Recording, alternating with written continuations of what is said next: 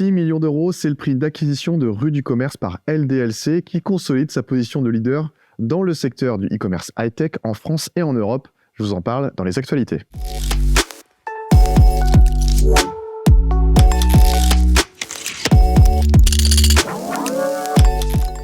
Bonjour à tous, je suis Charles d'e-commerce nation, très content de vous retrouver pour une nouvelle émission du journal du e-commerce, notre émission consacrée aux actualités de l'écosystème. Je vous rappelle le concept du JDE, vous présenter les dernières actualités marquantes pour ne rien rater de ce qui se fait dans le e-commerce et dans le retail. Un grand merci à notre partenaire Spring GDS qui accompagne le développement de cette émission en sponsorisant ce concentré d'informations. Spring GDS, c'est la solution livraison qui facilite vos expéditions à l'international. Je vous mets un lien en commentaire pour tout savoir sur Spring GDS et je vous donne rendez-vous en fin de vidéo avec la rubrique de notre partenaire. Notre première actualité concerne Cdiscount, le leader français du e-commerce, qui a dévoilé son premier baromètre sur les tendances des ventes de produits les plus responsables, plébiscités par les Français. Voici les enseignements à retenir. Le critère de réparabilité est désormais celui qui séduit le plus les Français devant les produits reconditionnés. Les ventes des produits plus responsables ont représenté près de 20% de l'activité de Cdiscount en avril 2024, 22% en mai et 23,8% en juin, soit une moyenne de 22% au deuxième trimestre 2024. Et pour finir, dans le top des ventes responsables figurent les smartphones reconditionnés ainsi que les lave-linges moins énergivores.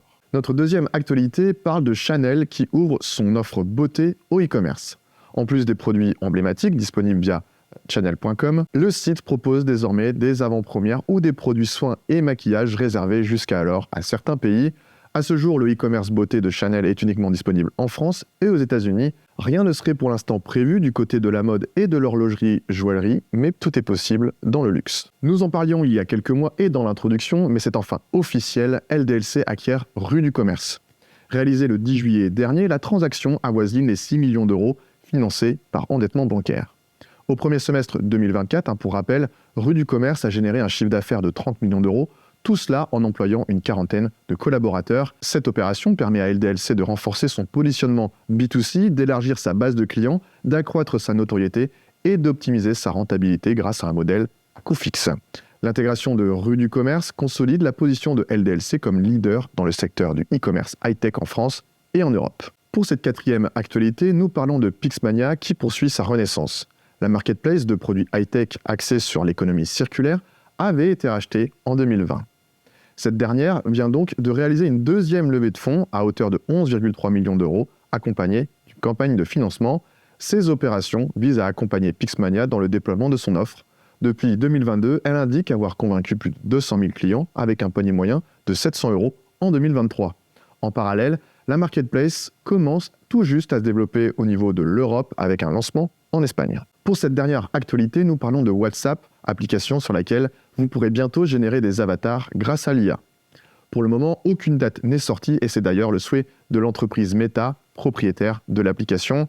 Cette nouveauté pourrait concrètement permettre aux utilisateurs de créer des avatars personnalisés grâce à l'IA.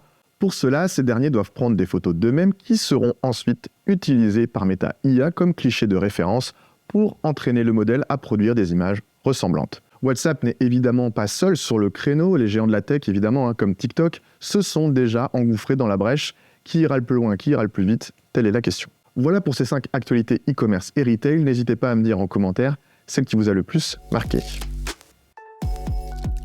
Notre personnalité de ce mois de juillet 2024 est Philippe Berland qui quitte La Redoute et son poste de directeur général après 12 années passées à transformer l'entreprise en un acteur incontournable du e-commerce.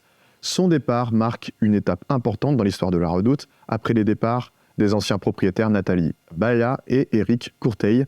Le remplaçant de Philippe Berland n'est pas encore trouvé, c'est donc le comité exécutif qui assurera l'intérim.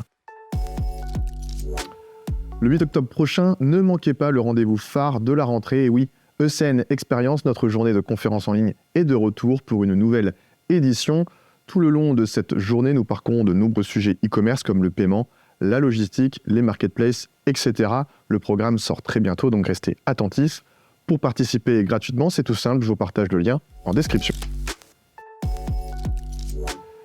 Aujourd'hui, je vous parle du nouveau service de Spring, Spring Clear CH, qui permet aux e-commerçants de se lancer sur le marché suisse. Cela s'applique en particulier pour les articles de plus de 62 francs suisses environ 64 €. Les consommateurs peuvent économiser les frais administratifs de collecte qui varient entre 4 et 11 €. Le but de ce service est d'améliorer la compétitivité du e-commerce. Les temps de transit sont optimisés grâce notamment au dédouanement unique qui évite les blocages douaniers. En résumé, Spring GDS propose désormais une solution d'expédition DDP transparente vers la Suisse à un prix compétitif sur le marché. Pour terminer, voici quelques informations sur le marché suisse. La Suisse a l'un des PIB par habitant les plus élevés au monde, ce qui indique un fort pouvoir d'achat. Les consommateurs suisses sont connus pour leur volonté de dépenser pour des produits de haute qualité. Et enfin, la France est le 3e pays où les cyberconsommateurs suisses achètent. Merci à toutes et à tous d'avoir regardé cette nouvelle édition du journal du e-commerce. N'hésitez pas à me dire en commentaire l'actualité qui vous a le plus marqué. Vous pouvez aussi nous dire ce que vous avez pensé de cette vidéo. On est toujours preneur de tous vos retours pour faire évoluer ce format. Si vous avez des actualités intéressantes à nous partager, n'hésitez pas à les poster en commentaire de cette vidéo ou à prendre contact avec un membre de notre équipe. Notre objectif sera toujours de relayer les actualités lors du JDE. Je vous donne rendez-vous dès le mois prochain pour un nouvel épisode du journal du e-commerce. À bientôt, salut!